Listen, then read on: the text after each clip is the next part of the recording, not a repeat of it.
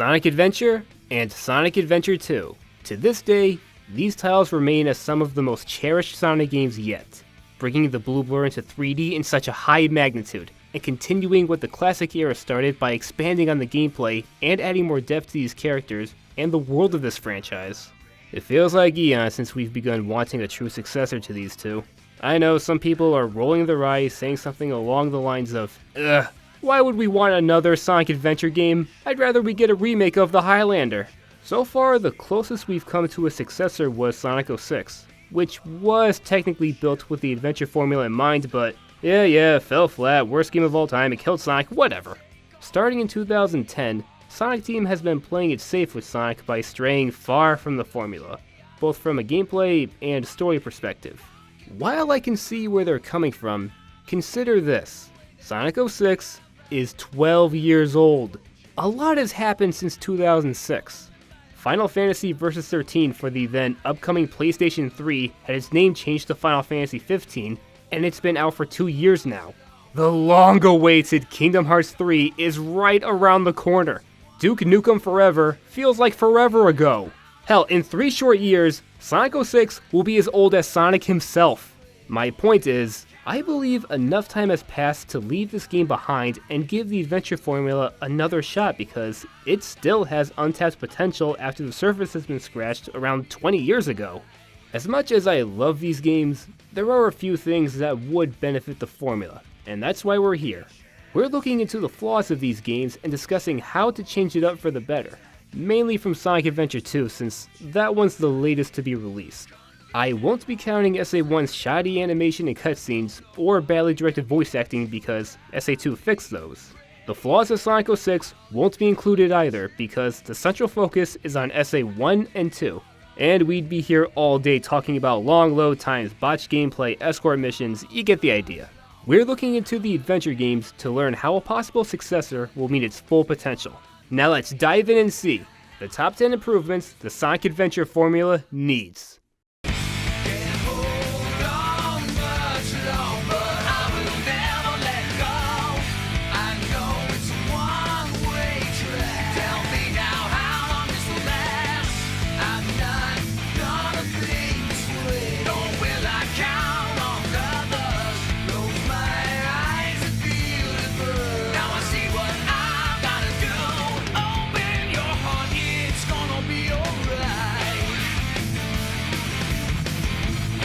Number 10. Target markers for the homing attack. The homing attack. Sonic's staple ability that made it easier, and more fun, to hit enemies in 3D by, as the name implies, homing in on them like a missile, and then follow it up by attacking another in a chain. It was a brilliant addition that kept the flow going rather than repeatedly using the spin jump to destroy badniks. It's not perfect though. The homing attack can be a gamble sometimes. On occasion, you'll try to reach an enemy or a spring, but miss, get hit, or fall to your doom. It's at its worst when fighting the Bio Lizard in SA2. You'll try to bounce off the pink bubbles to advance to the weak spot on the monster's back, but you'll crash onto him instead and lose rings. Starting with Sonic and the Secret Rings, enemies and springs have target markers hovering over them, so you'll know where you're gonna go when using the homing attack. It's an incredibly useful feature for the homing attack, and I'd say bring that in here. Have target markers implemented so we can avoid deaths like these.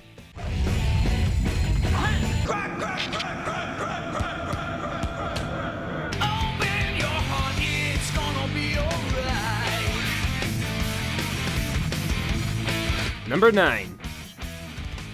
Volume options. Something a lot of people like to joke about in the adventure games is the unbalanced audio mixing. For some reason, the music and sound effects are so much louder than the voice actors, it can be difficult and frustrating to hear what the characters are saying. Now what do you say we nail those guys? You got it! Hang on! What's that in his hand?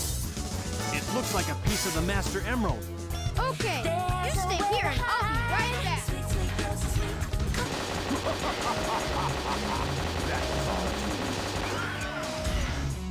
Let's take a look at what my grandfather was working on. What sucks is that these games have so many good moments, but the music playing at full blast kinda ruins them. Look at the cutscene played before Sonic's final battle with Shadow the Hedgehog. They start walking and bantering, then they begin jogging while their dialogue intensifies, and finally they're sprinting and ready to fight. The conversation they have gives it some weight. Shadow's giving Sonic props for surviving Eggman's death trap. Sonic's telling Shadow that demonstrating Chaos Control back in their first encounter helped him escape. It's one of the best cutscenes in the game, but the music's too damn loud! What you see is what you get. Just a guy that loves adventure. I'm Sonic the Hedgehog. Imagine if a movie pulled this crap. You're pathetically predictable. Like a moth to the flame. What about my generous proposal? Are you in or are you out? You who doubt Gabi, out your mind. Wrong answer. Watch the same cutscene reworked by the protagonist. What you see is what you get. Just a guy that loves adventure. I'm Sonic the Hedgehog. I see. But you know, I can't let you live. Your adventuring days are coming to an end. Better, right? The music's fantastic and all, but the audio needs to be balanced, so at least give us the option to adjust the volumes, like plenty of other games have done so before. Even Sonic 06 was on the right track here. Yeah, that game did have a solid improvement in that department, so I'll give it that. Don't get me wrong, I'll always enjoy these cutscenes, but still. You need to keep the noise down. Open your heart, it's gonna be alright. Number 8. Repaired Emerald Radar for treasure hunting. Treasure hunting is a unique conclusion to the formula that I can't picture without. Designed specifically for Knuckles' talents, he's not as fast or as agile as Sonic, but his brawn and abilities to glide, scale on walls, and eventually dig prove to come in handy for exploration. What helps you find pieces of the Master Emerald, or keys on occasion, much quicker is the hot and cold radar that beeps faster when you're near them. In SA1, it worked perfectly. All three can be sensed right on the go. In SA2, however, when playing as Knuckles again, and the jewelry enthusiast Rouge the Bat, it's been downgraded as only the first one on the list can be sensed. You can't get a feel for the second piece unless you get the first one. Even when a piece is right in front of you, your senses won't kick in because it's not the first one. So chances are, it'll take you longer to find the pieces when the first is further from you because the radar is so picky. Although, in its defense, you shouldn't be completely dependent on the radar. Keeping your eyes open and being familiar with your surroundings can help, but I prefer the radar to function like it did in SA1 for the sake of newcomers just getting into treasure hunting. We could have the option to disable the radar for the pros. I mean, come on, think of the speedruns on this game. Treasure hunting has gotten some unwarranted flack since it's not as fast as Sonic. On a personal note, I admittedly didn't like treasure hunting that much at first for the same reason, but it grew on me after replaying SA2 a few years ago, and now I think I like it even more than Sonic stages. Knuckles is my favorite character, and he needs to be in the spotlight again, and treasure hunting suits him best. When you think about it, he's the closest to a superhero amongst the other characters, smashing heavy objects like the Hulk, crawling on walls like Spider-Man, and gliding while looking like Superman.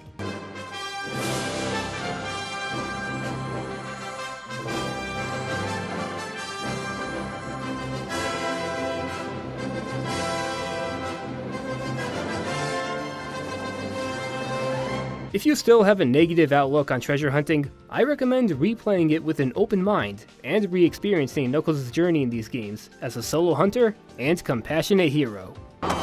Easy, miss. I've got you. You've got me. Who's got you? Open your heart, it's gonna be alright. Number 7. Faster Chao growth. The Chao Garden, a lighthearted distraction from the main story where you raise these cute little guys known as the Chao. What makes them stand out is how you can shape them up to be. You can pet them, feed them, let them watch TV, hit them, and there's the ability to adapt when in contact with animals. The classic games had you destroying badniks to free captured animals that were used to fuel them. The adventure games let you collect the critters and bring them to your baby Chao. Depending on the animal you brought with you, your Chao will grow certain body parts that will increase its prowess in strength, running, swimming, and flying by growing hooves, flippers, wings, you name it. When they're ready, you can take them to the Chao races. And in Sonic Adventure 2 Battle's case, sparring matches in Chao Karate. The Chao Garden was such a clever way of implementing the Tamagotchi craze of the late 90s into Sonic, while making it feel organic. I'm all for it making a comeback, but there's one issue. Raising your Chao to be the champ of these minigames can take a long time. So you'll be going through the same stages, picking up the right animals again and again to the point where you'll start getting tired of these levels. Man, I love Chao as much as the next guy, and replay value is important to keep us glued to the game, but does it have to be as long as the Phantom Pain? All I'm asking for is the process to take a slightly shorter amount of time. Let the stats increase further and quicker than usual. I am not saying the process should be as short as a workout montage. Although...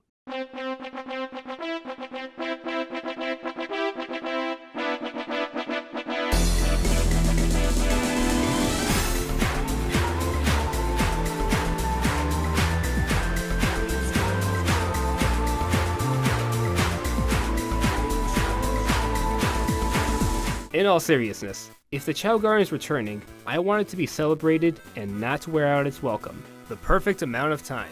And it's been a long time coming.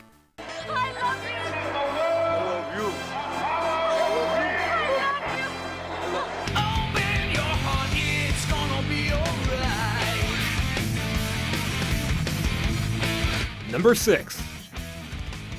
More maneuverability for the mech stages.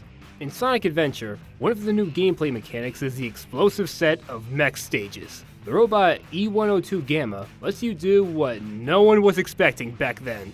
Play as a Badnik in a main series game. But not just any Badnik, one of Eggman's elite guard, the E-Series. Gamma can't execute any of Sonic's moves. Instead, he locks onto multiple targets at once and shoots them with his blaster. The more targets you destroy, the more your time limit is extended. Playing as Gamma just plain kicks ass. This style returned in SA2, but instead of Gamma, you play as Tails operating the Cyclone, which is a tornado transformed into battle mode. And Dr. Eggman himself in his Egg Walker, my favorite of his mechs. That's right, I love him more than the Egg Dragoon, the Doomsday Robot, and even the Egg Emperor. And it's basically the Egg Mobile with legs, but it feels the most personal because you are the one piloting it. And Eggman was at his most effective here, not counting the cop-out that is Sonic Forces. Plus, it reminds me of HVC 001 from Sonic CD. Personally, I think the mech stages in SA2 are better than in SA1 since there's no time limit, and when you lock on to more enemies, you're rewarded with that sweet score. The only downgrade from SA1 is that Tails and Eggman's maneuverability is cumbersome compared to Gamma's. Gamma's swifter acceleration and fluid movement made it easier to get around and avoid attacks. Tails and Eggman are much slower and stiffer, so you're more likely to take a hit.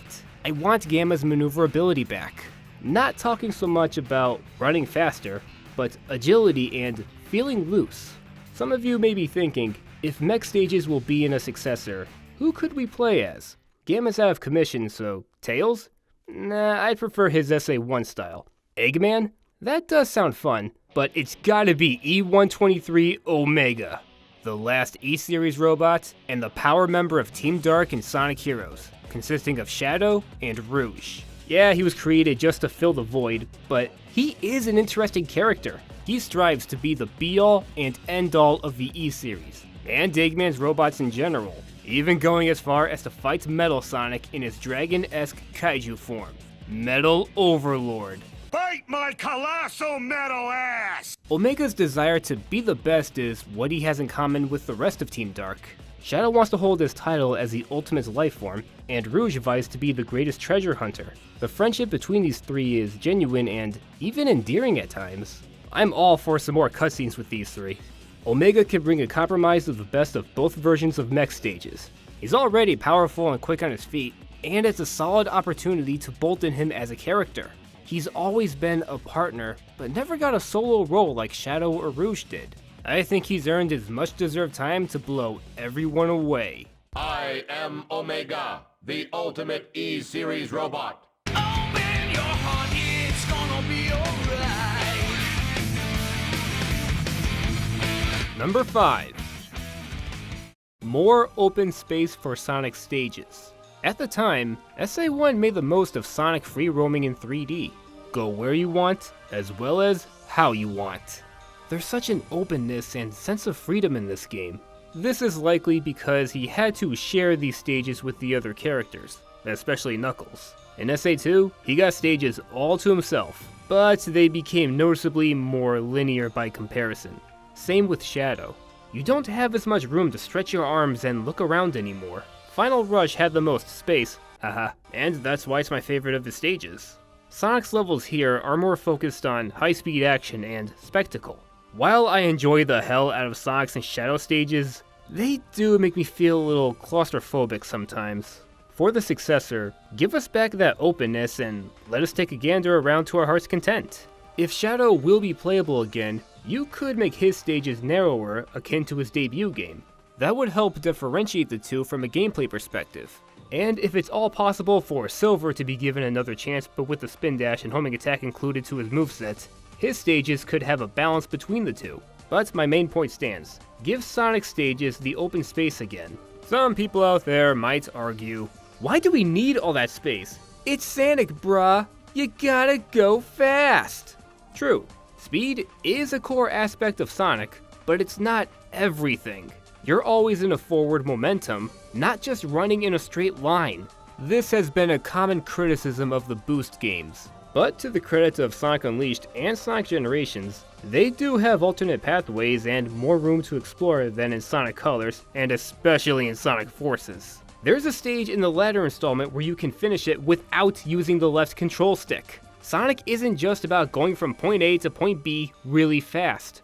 There's exploration to find power-ups and items, and there's using your skills to reach areas that are hard to access. Being a rebellious teen, you need that desired sense of freedom in a platformer. I'm free! Open your heart, it's gonna be alright. Number 4. This is a tie concerning everyone's favorite yellow fox, Tails. Like Sonic and Knuckles, he got the 3D upgrade in SA1, playing similarly as he did in the classics, but now with the opportunity to fly wherever you feel like. And I miss his style of gameplay. There's such an exhilaration when flying as him, reaching high areas with ease, and covering so much distance after tapping the jump button once. I mean, look at this. Lack of Super Tails aside, SA1 was an improvement over how he played in the classics. In Sonic 3 and Knuckles, you can fly, but only after jumping. If you walk off a cliff, you're gonna keep falling. In SA1, however, you can spin your furry helicopter blades regardless. This style has been mostly untouched since 1998, not counting his brief playable occurrences in 06, which were just ugh. While he's fun to play as, there are 3 things that need to be changed. First, give him a flight gauge like in Sonic Heroes. It's hard to tell how much stamina he has left during flight, so at times, you could miss a platform. You could also find a power-up that extends the gauge. Second, give him a defensive ability in mid-air. While flying, he's vulnerable to enemies. Sure, you can destroy them with his tails, but it's not 100% reliable. Sonic has the homing attack, Knuckles has the drill dive, but what does Tails have? Pressing the action button during flight will make him stop on a dime. How about this? While flying, he curls into a ball. He doesn't home in on an enemy, he just defends himself if a badnik is close. And did it look like he's doing a cannonball? Cannonball! And third, don't give him a time limit. All of his stages in SA1 are races that give you 2 or 3 minutes to make it to the end. This does help to make his levels different from Sonic's, but it's disappointing if you want to explore these areas as Tails, which I do, very much. This is why I like playing as Tails in the hub worlds more than in his stages, because I can go where I want without being pressured to hurry. Sonic and Tails' stages can easily be different. Sonic's can be faster paced, while Tails' can be more platformer focused. This style has gotta return, and Tails needs to come back badly. Out of all the characters in the Colors era, he got the worst treatment in my opinion. In Colors, he was clueless for not even suspecting Eggman of being the supervillain that he always is from the start. In Generations, he just stood there and pointed out the obvious. In Lost World, he was such a pompous, two-faced bitch. I didn't type at the end of that sentence. Microsoft Word automatically put it in there. That's how intolerable he was. We have to work together if you want Bergman Baldy McNose hair. I need a shower. Good one, buddy. Eggman's fat and bald. Lol. So anyway, Eggman. Sonic, you filthy traitor! How could you? Why don't you trust me anymore? I hate you! I suddenly remembered you called Eggman McNose hair. Lol. And there's Forces, where he regressed to the way he was before Sonic 2 even started. A cowardly child who's completely dependent on other people. Yeah, that's so much better than this betrayal. Sonic is asking me for the first time to do something for him. I won't let him down. I won't give up. And the weird thing is, he's present throughout each of these games and not playable. They just sell you the imagery of Sonic 2 and 3, and that's it. Tails is treated only as a sidekick, nothing more. We need that confident but humble young hero back in the game to take flight. Hey, I did it!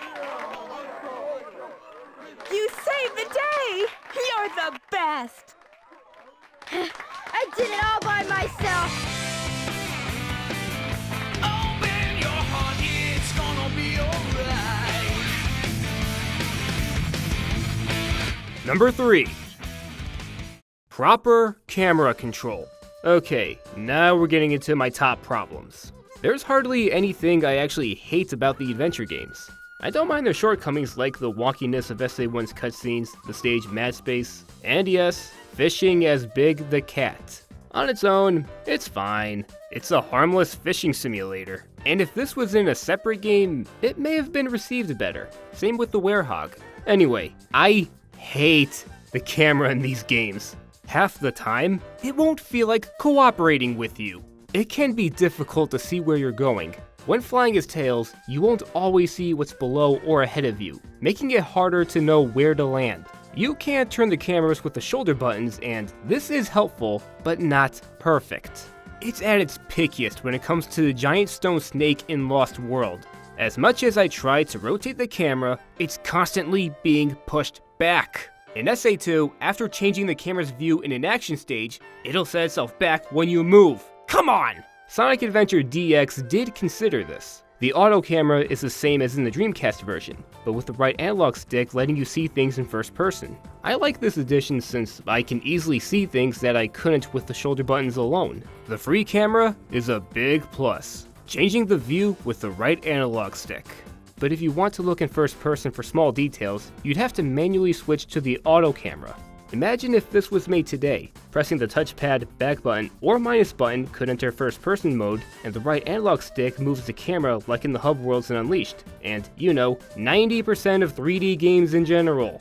To be fair, the camera does usually point you at where you need to go, but I want to see where I choose to go without interruption. No more irritating cameras. No! Oh! This camp. Open your heart, it's gonna be alright. Number 2. Use the other buttons. I will never understand this.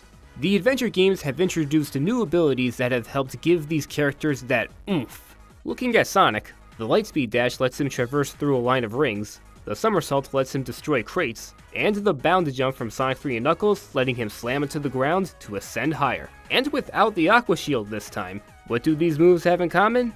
They use the same button, and that's not all. That one button is also used for talking to citizens, lifting things up and throwing them, pulling switches, accessing TV screens, using sunglasses to see hidden items, etc. Here's the problem. Using the same button for 80% of what you do tends to have these abilities crash into each other.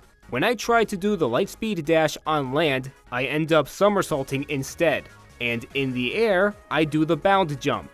Why couldn't the X button be used for signature abilities like the Spin Dash and Tail Swipe, and the Y button be used for occasional actions like the Lightspeed Dash and pulling switches? Let's picture a game like this on the PlayStation 4, Xbox One, and Nintendo Switch.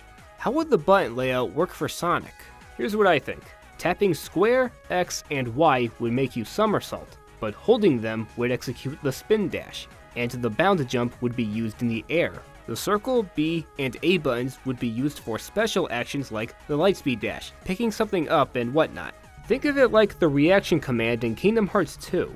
With over 12 buttons at your leisure, there's no excuse. Don't use one button for everything.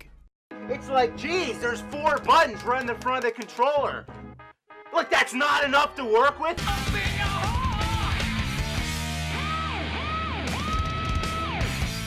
Number 1. One complete story.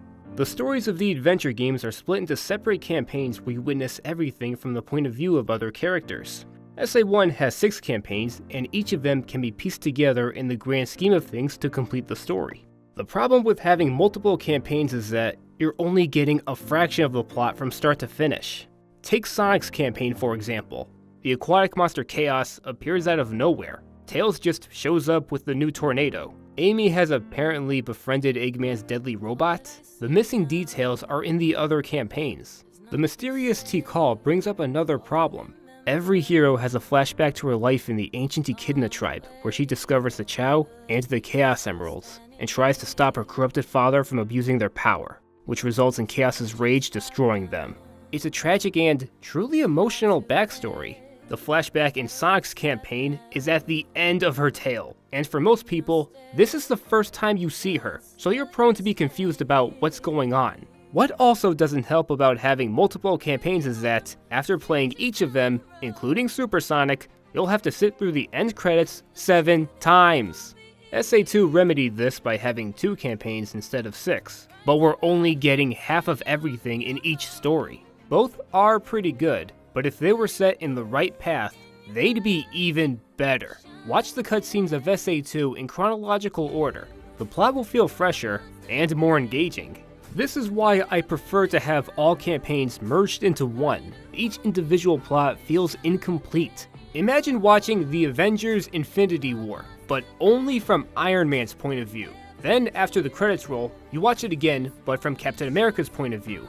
Then Thor's, then Gamora's. It's not as thrilling as experiencing the whole story all the way through.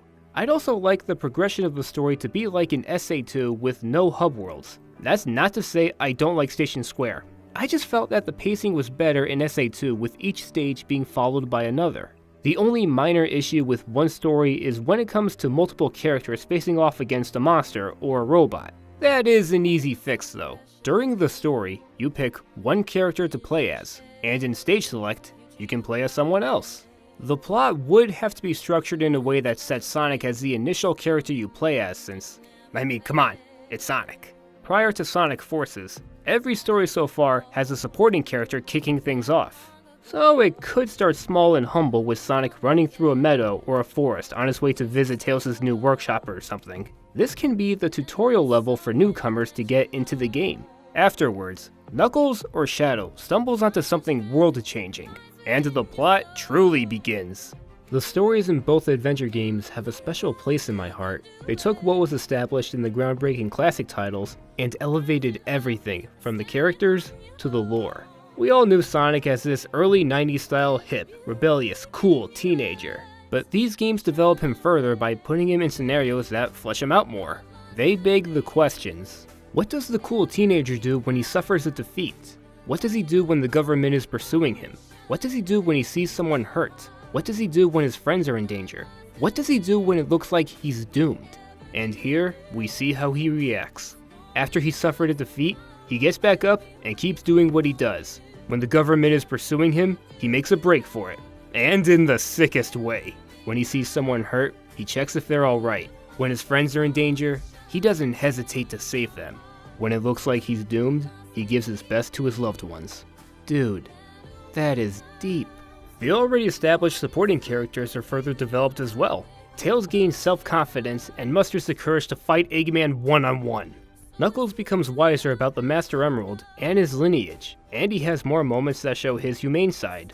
We see that Amy has the mightiest weapon of all, her words. Yeah, she's got her Pico Pico hammer, but at best it can beat the weakest of the E-series. Through her words, she inspires Gamma to think for himself and liberate the captive birds inside the rest of his brothers, and she rekindles Shadow's faith in humanity, which amounts to him joining Sonic to fight the Bio Lizard and saving the world. Even Dr. Eggman presents some dimensions. We learn that he idolized his grandfather, Gerald Robotnik, and dreamed of being as revered and admired as he was. And when the Space Colony Ark was crashing onto the Earth, he worked alongside Sonic to save countless lives. Most of the newer supporting characters have depth too. Gamma is one of Eggman's robots who learns what his fate is and accepts it nobly. Rouge is a dual fanatic double agent who can see the Master Emerald as more than only a gem when the situation is dire, and who develops a friendship with the then enigmatic Shadow, who is the most complex character yet. A week-old experiment who lost everything and seeks revenge for the loss of his family. But after his time spent with a sly thief, an egotistical genius, an upbeat hero, and an optimistic girl, he redeems himself by fulfilling his oldest friend's dying wish. There's some power in the stories of these games. Gripping, entertaining, likable, satisfying, and inspiring. If there will be a new adventure game, and if it has one complete story, it can leave an impression that the player will never forget.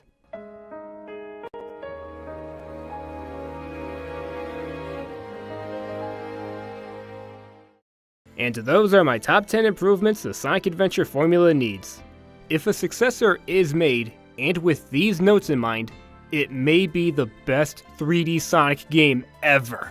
Now, Sonic Adventure 1 and 2 aren't perfect, hence what I've been talking about for the past half hour. And they do look a little outdated and, yeah, they show their age, but the same can be said about other games from that era.